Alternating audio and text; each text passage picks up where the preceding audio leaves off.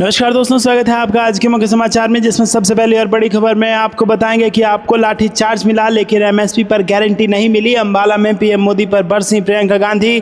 खबर में आगे जिक्र होगा कि नेशनल कॉन्फ्रेंस और कांग्रेस के पक्ष में माहौल, जीतेंगे 70 सीटें। उधमपुर में बोले कांग्रेस नेता सचिन पायलट। आगे आपको बताएंगे कि सुनामी की तरह अडानी के खातों में आता है पैसा, तूफान की तरह आपके अकाउंट से हो रहा है खाली। अंबाला में दहाड़े राहुल गांधी। आगे जिक्र होगा कि तिरुपति लड्डू मामले में सीएम नायडू को सुप्रीम कोर्ट की फटकार, कहा भगवान को राजनीति से दूर रखें। और आगे आपको बताएंगे कि रेवाड़ी पहुंचे राजस्थान के पूर्व सीएम अशोक गहलोत। बोले गांधी लड़ रहे हैं ओबीसी की लड़ाई। हरियाणा में बीजेपी जा रही है, कांग्रेस आ रही है। तो दोस्तों, हर एक खबर की गहराई में आपको ले जाएंगे, लेकिन उससे पहले आपसे निवेदन की कृपया करके वीडियो को लाइक और चैनल को सब्सक्राइब करके बेल आइकन दबाकर कमेंट में लिखिए। जय हिंद। रुक करते हैं सबसे पहले और बड़ी खबर की तरफ। आपको लाठी चार्ज मिला लेकिन एमएसपी पर गारंटी नहीं मिली। अंबाला में पीएम मोदी पर बरसीं प्रियंका गांधी। जी हां दोस्तों, कांग्रेस की महासचिव प्रियंका गांधी और सांसद राहुल गांधी ने हरियाणा में एक चुनावी जनसभा में भारतीय जनता पार्टी पर जमकर निशाना साधा। अंबाला में नारायणगढ़ विधानसभा क्षेत्र में आयोजित जनसभा में प्रियंका गांधी ने कहा कि यहां के किसानों का बीजेपी ने अनादर किया।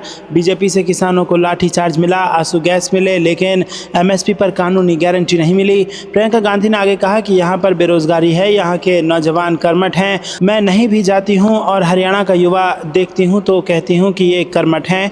आपको अग्निवीर मिला, आप देश के लिए बॉर्डर पर जाइए और वापस आके फिर संघर्ष करिए। यहाँ का बच्चा खिलाड़ी सड़क पर बैठकर आंदोलन करते रहे, लेकिन प्रधानमंत्री के पास 5 मिनट नहीं मिलने के लिए मिले। दोस्तों, प्रियंका गांधी ने यही नहीं रुकी, उन्होंने आगे कहा कि कांग्रेस की लहर नहीं, आपके सम्मान की लहर है। अगर आप बट गए तो आपको आपका सम्मान नहीं मिलेगा। इस लहर को और मजबूत बनाइए। और बीजेपी जा रही है, कांग्रेस आ रही है।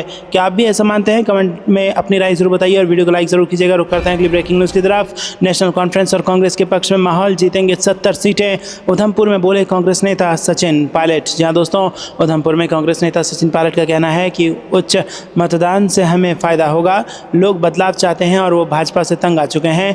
मेरा मानना है कि हमारे गठबंधन को स्पष्ट बहुमत मिलेगा और मैं चाहता हूं कि चुनाव मुद्दों पर आयोजित हों।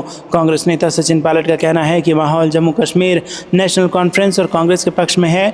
जनता ने गठबंधन के पक्ष में वोट करने का मन बना लिया है। जम्मू कश्मीर नेशनल कॉन्फ्रेंस और कांग्रेस गठबंधन की सरकार प्रचंड बहुमत के साथ बन रही है। जम्मू कश्मीर के लोग बदलाव चाहते हैं। हरियाणा विधानसभा चुनाव पर उन्होंने कहा कि हरियाणा विधानसभा चुनाव में कांग्रेस अब तक की तुलना में अधिक सीटें जीतेगी। हम लगभग 70 सीटें जीतेंगे। रुक करते हैं अगली ब्रेकिंग न्यूज़ की तरफ। सुनामी की तरह अडानी के खातों में आता है पैसा, तूफान की तरह आपके अकाउंट हो रहे हैं खाली।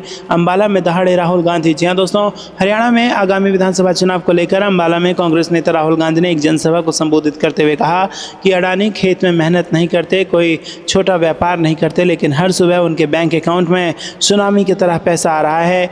जितना पैसा उनके अकाउंट में सुनामी की तरह घुस रहा है, उतना ही पैसा आपके बैंक अकाउंट से तूफान की तरह निकलता जा रहा है।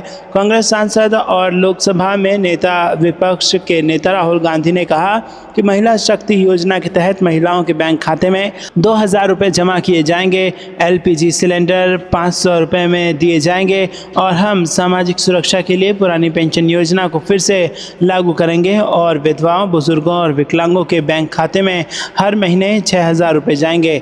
एमएसपी की गारंटी दी जाएगी। कांग्रेस महासचिव प्रियंका गांधी वाड्रा ने कहा कि यहाँ का किसान पूरे देश का अन्नदाता है। आपने आंदोलन किया, आपको कहा गया कि एमएसपी मिलेगी, आपके साथ विश्वासघात हुआ, नौजवानों को रोजगार नहीं मिला। आपने देखा कि हाल ही में ओलंपिक में क्या हुआ। सरकार आपके लिए कुछ नहीं कर रही है, एक भी भर्ती नहीं होती है। रुक करते हैं अगली ब्रेकिंग न्यूज़ की तरफ। तिरुपति लड्डू मामले में सीएम नायडू को सुप्रीम कोर्ट की फटकार, कहा भगवान को राजनीति से रखें दूर। जी हाँ दोस्तों, तिरुपति लड्डू विवाद पर सुप्रीम कोर्ट में सोमवार को सुनवाई हुई। इस दौरान सुप्रीम कोर्ट ने आंध्र प्रदेश के सीएम चंद्रबाबू नायडू को फटकार लगाते हुए कहा कि जुलाई में आई रिपोर्ट पर 2 महीने बाद बयान क्यों दिया गया। सुब्रमण्यम स्वामी की ओर से पेश हुए वकील ने सुप्रीम कोर्ट में दलील देते हुए कहा कि इस तरह के बयानों का लोगों पर व्यापक असर पड़ता है। जब सीएम ने ही ऐसा बयान दिया तो राज्य सरकार से निष्पक्ष जांच की उम्मीद नहीं है। वकील ने कहा कि घी सप्लाई करने वाला सप्लायर कौन था, क्या इस तरह अचानक जांच की कोई व्यवस्था है। उन्होंने कहा कि मामले की निगरानी कोर्ट की तरफ से करने की जरूरत है। राज्य सरकार की ओर से पेश हुए मुकुल रोहतगी ने कहा कहा कि स्वामी खुद टीटीडी ट्रस्ट से जुड़ रहे हैं, क्या उनकी याचिका को निष्पक्ष कह सकते हैं। तो करते हैं अगली ब्रेकिंग न्यूज़ की तरफ।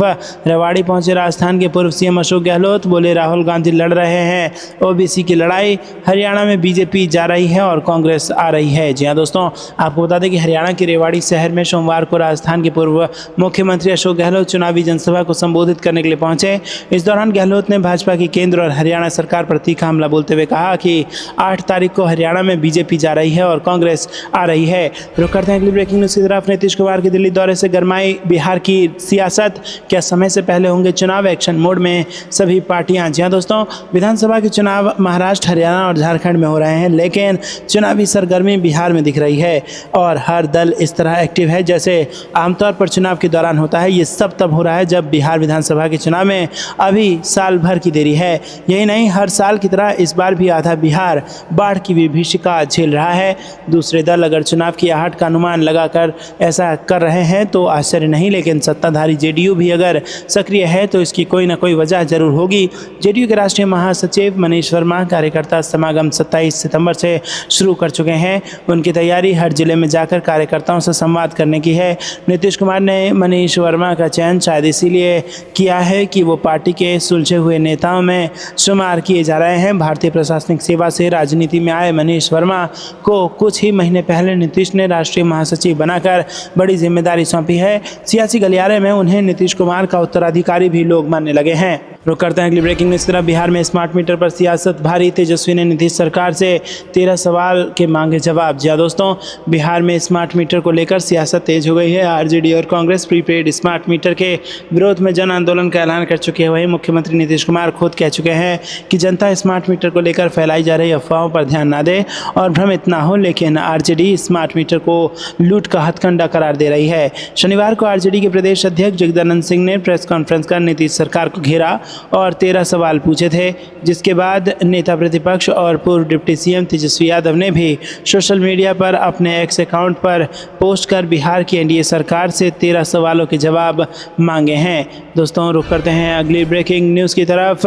10 वर्षों में नौकरियां घटी, कोई जुमलेबाजी इसे नहीं बदल सकती, सरकारी आंकड़ों पर कांग्रेस का पलटवार। जी हाँ दोस्तों, कांग्रेस ने सोमवार को सरकार के उस दावे पर पलटवार किया है जिसमें सरकार ने कहा है कि साल 2021 से 24 के बीच देश में रोजगार के 8 करोड़ अवसर पैदा हुए हैं। सरकार ने यह भी बताया कि ईपीएफओ डेटाबेस में 6.2 करोड़ नए ग्राहक जुड़े हैं।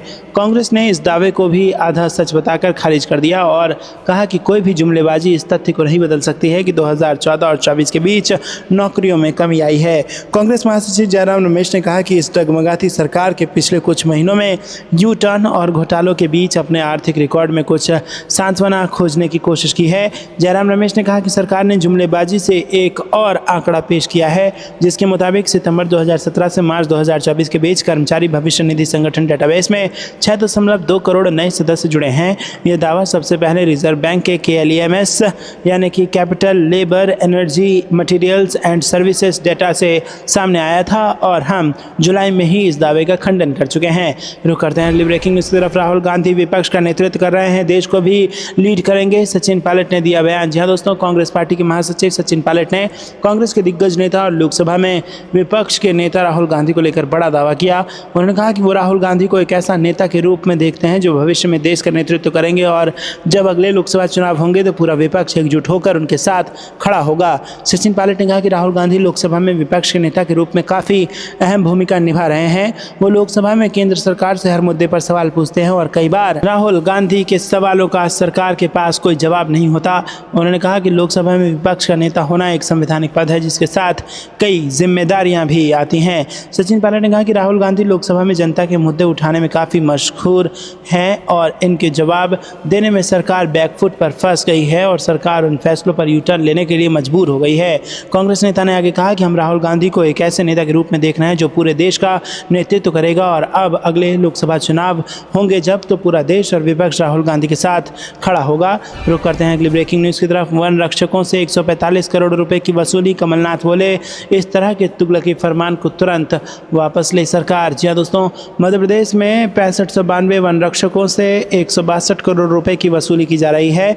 मैदानी अधिकारियों ने वसूली की राशि तय कर प्रत्येक महीने वेतन से कटौती करने के निर्देश जारी कर दिए हैं। इससे वन रक्षकों में गुस्सा है। पूर्व सीएम कमलनाथ ने इसे तुगलकी फरमान करार देते हुए तत्काल रोकने की मांग की है। कमलनाथ ने ट्वीट किया कि मध्य प्रदेश की भारतीय जनता पार्टी की सरकार ने प्रदेश में वर्तमान में सेवारत वन रक्षक से लगभग 145 करोड़ रुपए की वसूली निकाली है। ये राशि उनके वेतन से वसूल किए जाने के आदेश जारी हुए हैं।